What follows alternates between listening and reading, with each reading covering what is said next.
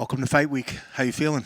Feel good, man. Happy to be back. It took a pretty long break for me, and I'm excited. I think you're always excited, but I'm happy, so that's important, I think. Was the break planned thing, or was it anything else that just sort of kept you away for a little bit? Well, I fought 6 times in 14 months. From the time I made my debut to my last fight, I think me and Kevin Holland were the most active guys in the UFC.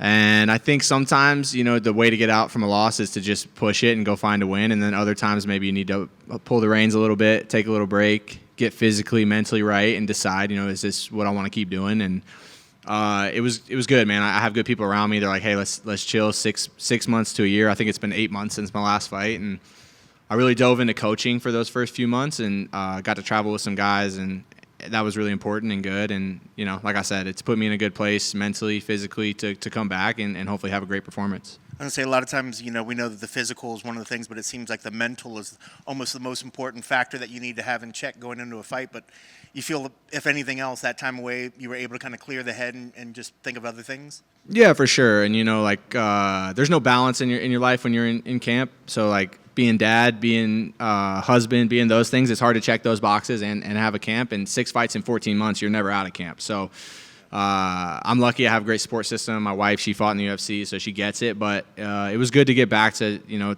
checking some of the boxes at home and fulfilling some of those values and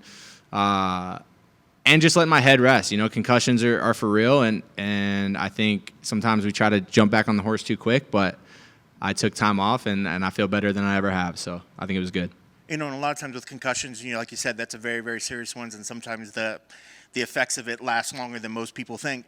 So when you get into the training camp, what sort of things do you change because of that? Is it less heavy sparring? Is it, less this or that? I mean, how do you approach training after that fact? So I have a great neuro team, Barrow, Colorado, and so it's just doing a lot of extra work. We train our muscles and strength and conditioning. We train our cardio. We train our skills in MMA, but very little of the time do we train our actual brain. And so we just focused on that, some light work, some things like that I feel like have helped me bounce back. But concussions are a serious thing, and if you don't address them, they're just going to add up and continue to be a problem. So I'm glad we addressed it, and I feel great. When we talk about training, Julian's a guy that you've trained with before and that you've had a history. How much of that plays into a fight? Or is the fact that you guys train ever at any point, at some point in the past, is that even relevant in a current fight situation? Yeah, Julian, I would say Julian's a friend. We're not best friends, but we're friendly, and I don't wish anything bad upon Julian. We're both in a spot where you can't say no, right? I'm the last fight of my deal. He's on a 3-fight losing streak, so when the UFC calls, you got to say yes. And I don't know how it's going to affect. I've never fought someone that I trained with. I would imagine that he's comfortable with kind of knowing what I'm going to do, and I'm comfortable knowing what he's going to do, and we'll see how it plays out on fight night. We train together for an extended period of time, so I feel like we both know what we bring to the table, and I think it'll be a good fight. And he kind of mentioned that as well, that, it's you guys are friends, but it's nothing personally. It's just business. You can just kind of switch things off. But I guess that kind of alluding to what you said there. So the UFC came with you and said, hey, and presented the name. It wasn't like you were like, who should I fight? How about Julian? Right. So the UFC came to you with that name. Yeah, they offered it, and like I said, there's not a long list of options. It's like, hey, here's who you have, and do you take it or don't take it. Originally I was supposed to fight Ryan Loder. For whatever reason, that fight fell out, and then they came with Julian, and so we made it happen. And when you look at Julian, like we said, outside of what you've seen in training, where's he dangerous, and what sort of things do you see him bringing into this fight? Julian's a tough dude, man. He comes forward. He has power. He does a good job switching stances. He has good submissions, tricky submissions from the front headlock series. And more than anything, like I said, he's tough. And I feel like if people on paper look at this fight, they're going to say, Cody has some skills. He performs well. And then when he becomes the nail, he has a hard time being the nail. And Julian is great at being a nail. And then he beats a lot of people by being the nail. And so I feel like the narrative maybe is Cody's going to break and Julian's going to maybe go through the storm and beat him. And it's my job to prove that I'm not going to break, right? But we just got to wait till fight night to make sure that happens. Yeah. And like you said, after taking a break and then, now getting back in there after dealing with concussions and just time away and just dealing, is a win enough to feel like things have been righted, or do you really need like a definitive sort of like, here I am back, the ship has been righted? Yeah, I don't really give a fuck about the result. I think I put so much pressure on myself for a result before I took this break, and it was like, man, I'm chasing this result. I'm chasing this result. I'm chasing this result, and it just wasn't working out. And then when I did win, it was like, man, I feel really good for like an hour, and I'd be like, fuck, I get to do, my reward is I got to go do this against somebody better, in 3 months. And so when I put it on result, it wasn't fulfilling. And so it's more just, fighting brings me joy. It's my passion. It's what I love to do, whether I'm coaching, training, fighting. And it took me a minute to find that again. And I'm just happy, man. I'm in a really good place. I'm happy to be back in the cage. I haven't felt that in a long time. I feel like there's always excitement, but I have real happiness, real joy to get back in there and continue the streak. I've been fortunate that I've had guys like Yusuf Zalal bring me with them for their fights to corner. I'm Dustin Jacoby, David Onama, and we've been on a hot streak. And being around those guys, I think the biggest thing I learned is like, hey man, you're not alone in the feelings that you have and the worries and the concerns, and just trying to pick their brains and see how they deal with it and then apply it to myself has been huge. And I'm excited to show the improvements come Saturday. That's incredible. It's great to hear where your head's at, and not to dwell on the past. But when you said you were mentioning before, like, is this still fun? Do I want to still do that? How close were you to a point where you're like, is it a matter of a conversation with loved ones? You're like, am I that close to being done, or how close were you to possibly ending your fighting days? So I was done. I was not going to fight.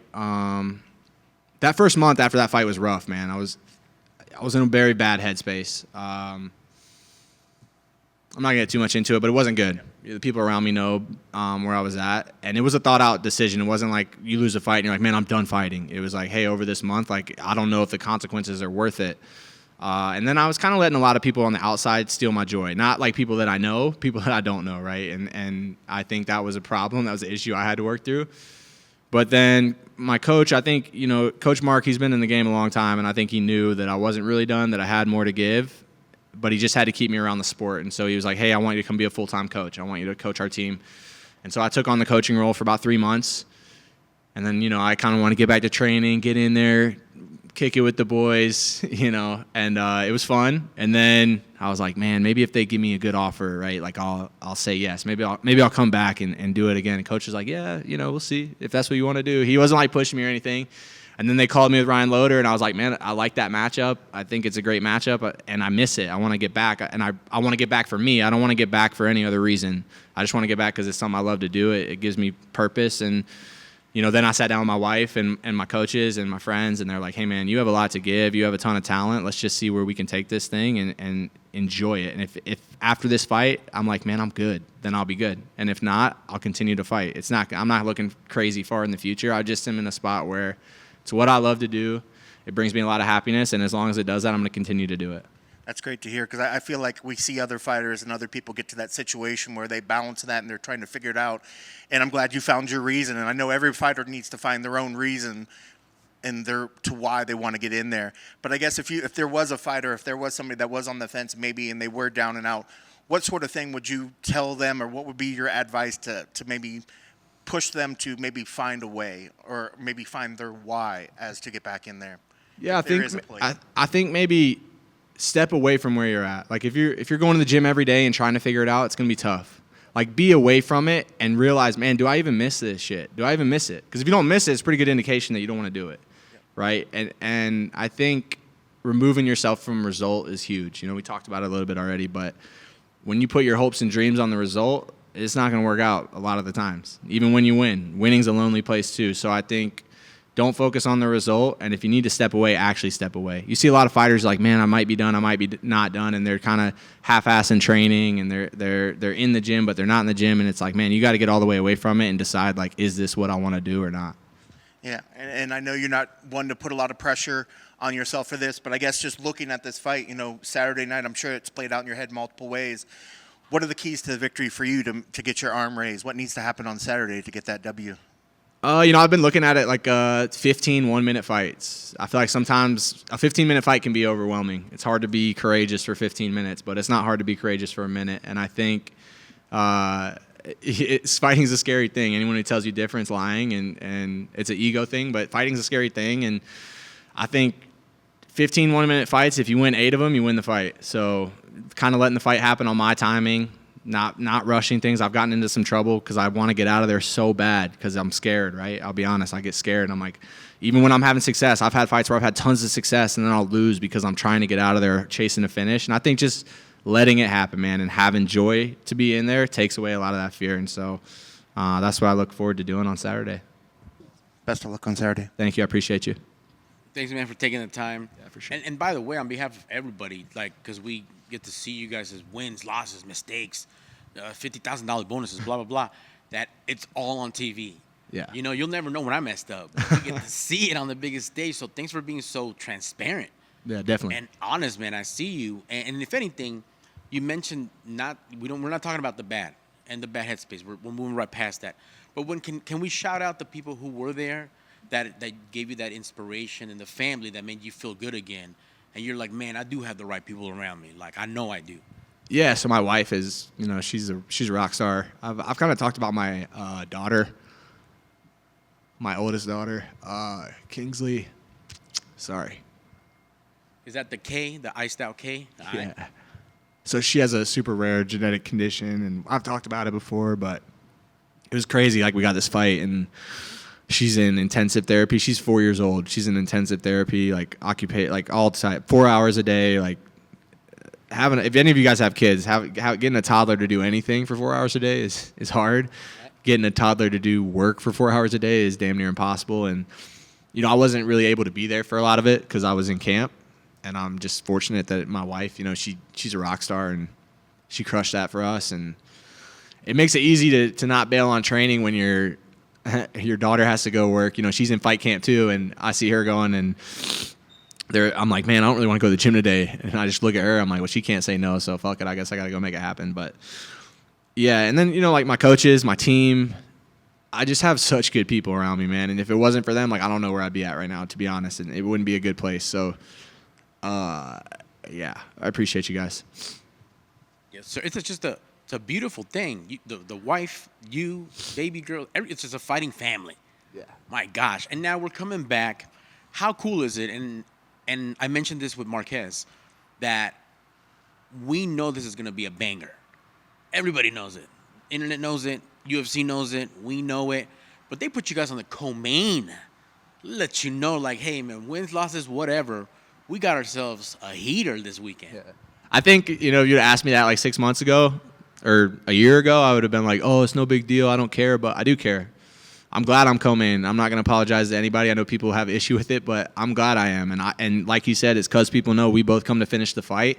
We're going to meet in the middle, and someone's going to go to sleep. I mean, that's just what's going to happen. We're both finishers, and this is my 11th fight in the UFC. I'm young in the sport. I only got in the UFC in 2021, so it hasn't been a ton of time, but I feel like I'm a vet, and so I've earned that spot, and I'm happy to go perform and put on a great fight. Being a vet like that, because Marquez has kind of a homecoming. They know my contender series, yada, yada, yada. But the veteran thing, how is that like? You can't put this on your resume, if you will, that you only know the secrets.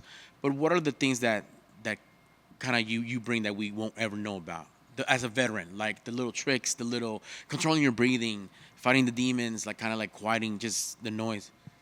I think the biggest thing is a positive thing is just being present, man. It takes you a long time to figure out how to be present. I don't regret any of the results in my fights. Shit happens, man. Fighting's fighting, but there are moments that I regret. I regret, being at UFC 300 and not being present and being like, man, if I beat Bo Nickel, like, what's going to happen next? Like, what does this do for me and my family? And I didn't even get to enjoy the greatest card in UFC history that I was lucky enough and privileged enough to be a part of. And so, like, I just won't ever do that to myself again. Fighting in the UFC is a privilege. Getting to be here is something I never thought I'd be able to do. When I was an 18-year-old kid watching it on TV, and if you would have said, Cody, you're going to be in the UFC, you're going to have multiple fights in the UFC, you're going to have wins, you're going to have performance bonuses, I would have laughed in your face because there's just no way I really believe that. But I'm here now, and I'm grateful, and I'm thankful that I get to be here. And, yeah, I'm excited, man. Co-main, it's awesome. Let's go. I'm already hyped up for this one, but let's make this your UFC 300 on Saturday. Oh, yeah, I appreciate you, brother. I mean. Thanks, guys.